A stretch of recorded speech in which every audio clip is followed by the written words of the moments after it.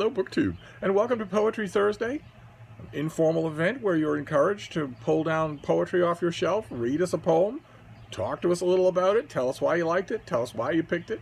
A fun event that I hope will continue to raise the profile of poetry on the bookish parts of BookTube. My book for today is this. This is the Norton Critical English Bible, the New Testament and Apocrypha, the new edition, nice floppy edition.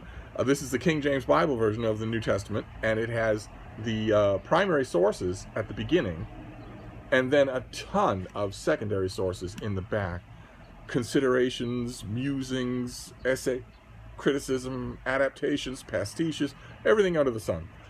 Plus end papers that are full-color maps of the kingdoms and regions that are mentioned, so that you can picture where they are, their topography, their proximity to the Sea of Galilee and whatnot. And I have chosen a poem in here from the adaptations part at the back.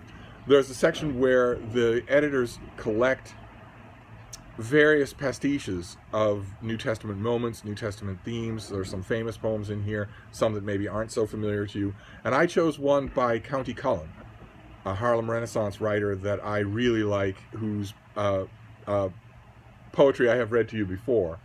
I've chosen a poem called Simon the Cyrenian Speaks. And this calls back to a character who comes up in Mark 15, Simon of Cyrene, who is a stranger in the crowd when the Romans draft him to carry the beam of Jesus' cross on the way to his execution, because Jesus is too weak to do it himself. And very conspicuously, none of Jesus' apostles are anywhere to be found. They are not the ones helping to carry his cross. Instead, it's this stranger, Simon of Cyrene, who we know very little about. It's mentioned in the text that he has two sons, Alexander and Rufus. But other than that, we can presume a whole bunch of things, but we don't know. And County Cullen decides to tell this poem as though, as the title suggests, as though Simon is speaking directly to you. And the he that he's referring to in the poem is here, of course, Jesus. So this is Simon the Cyrenian Speaks. He never spoke a word to me, and yet he called my name. He never gave a sign to me, and yet I knew and came. At first I said, I will not bear his cross upon my back. He only seeks to place it there because my skin is black. But he was dying for a dream, and he was very meek, and in his eyes there shone a gleam men journey far to seek. It was himself my pity bought. I did for Christ alone what all of Rome could not have wrought with bruise of lash or stone. It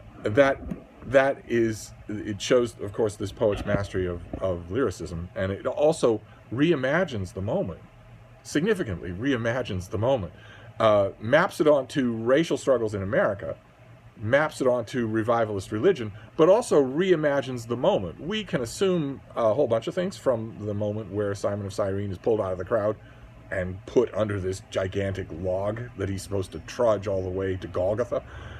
We can assume a whole bunch of things about that moment, but one of the things that I've read that and parallel scenes a million times. Until I encountered this poem, it never occurred to me that Simon of Cyrene's service there was anything but involuntary. The moment seems involuntary. It seems like he's picked out of the crowd and doesn't want to do it. And this poem reimagines that, as that once he realized what was being asked of him and by whom, it was voluntary, that it was apostolic. And that's a wonderful thing. This poet is especially talented at transfigurative moments, and it really works. It really comes through, I think, in this poem. The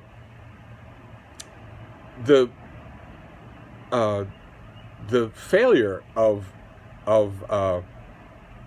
the characters around Jesus to be there at this moment, to be going to death with him, or at the very least, if they weren't of interest to the Roman authorities, then to be helping him along the way, is pretty apparent. It's pretty noticeable. And changing this bystander into basically a convert is a stroke of genius, I think. And I also love the way the poem underscores that for Christians, their faith is a burden in this world.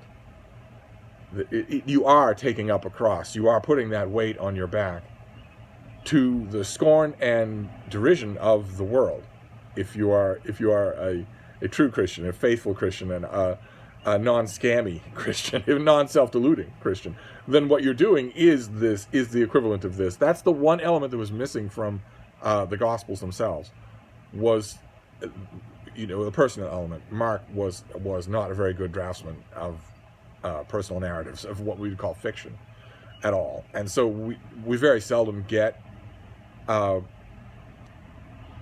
adequate or at all impression of what events meant to the people who were in them. We never hear of Simon of Cyrene again in the Gospel of St. Mark. And this poem salvages that moment in a way that a lot of the pastiches in here do. They make those moments, they turn those moments around in ways that make them less disposable. The next time, I guarantee you, if you read this poem to yourself, you like it, or if you like some of the other religious poems that this poet wrote, you'll never look at the characters or the moments the same way again. And that's, I think, one of the major functions of poetry itself. So that's your poem for today. That's your poem for Poetry Thursday. I'm hoping that a lot of you will do this. I will be back next Thursday with another poem. And until then, I'll wrap this up. I'll see you soon. Thank you, BookTube.